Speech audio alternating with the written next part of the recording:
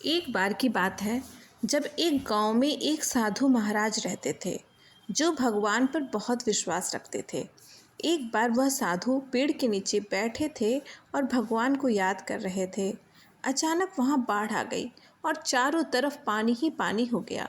सब लोग अपने आप को बचाने के लिए ऊपर पहाड़ की तरफ भागने लगे।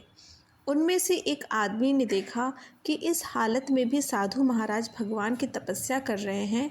उसने सोचा कि ये अपने आप को बचाने के लिए कुछ नहीं कर रहे हैं, तो उसने साधु महाराज से बोला, अरे महाराज, आप किसका इंतजार कर रहे हैं? चलिए मेरे साथ ऊपर पहाड़ की तरफ, नहीं तो डूब जाएंगे।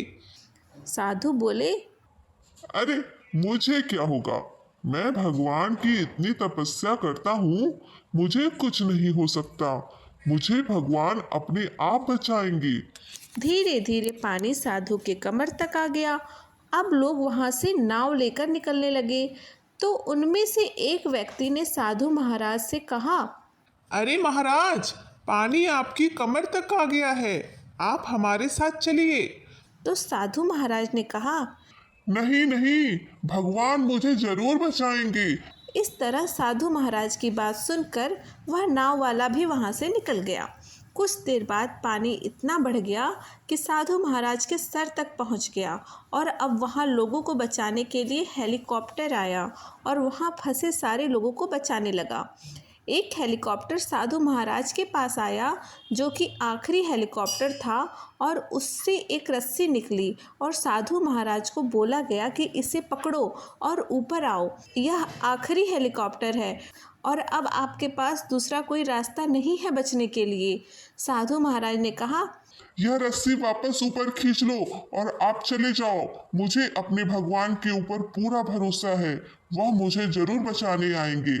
पानी काफ़ी ऊपर आ गया, पेड़ डूब गया और साधु महाराज की भी डूबने से मृत्यु हो गई। मृत्यु के बाद साधु महाराज भगवान के पास पहुँचे और उनसे पूछा, हे भगवान, मैंने पूरी जिंदगी आपकी तपस्या की। मैंने अपना सारा जीवन आपकी आराधना करने में लगा दिया और इतने भरोसे के साथ इंतजार किया कि आप मुझे बचाने आओगे, लेकिन वहाँ मेरी पानी में डूबकर मृत्यु हो गई और आप नहीं आए। ऐसा क्यों? भगवान बोले, अरे मूर्ख इंसान, मैं एक नहीं 3 बार आया था। पहला पैदल, दूसरा नाव के द्वारा और तीसरा हेलीकॉप्टर के द्वारा, लेकिन तुमने मेरा एक भी अवसर पहचाना नहीं। पता नहीं किसका इंतजार था तुमको। इस कहानी से हमें यह शिक्षा मिलती है कि ज़िंदगी में हमें ऊपर वाला बहुत से मौके देता है, लेकिन हम सब उस मौके को ठुकरा कर पता नहीं किस चीज़ का इंतज़ार कर रहे होते हैं कि वैसा होगा तभी मैं ऐसा करूँगा, और इस बात पर अड़े रहने से एक वक्त के बाद वो मौका हाथ से निकल जाता है और हम कुछ नहीं कर पाते हैं।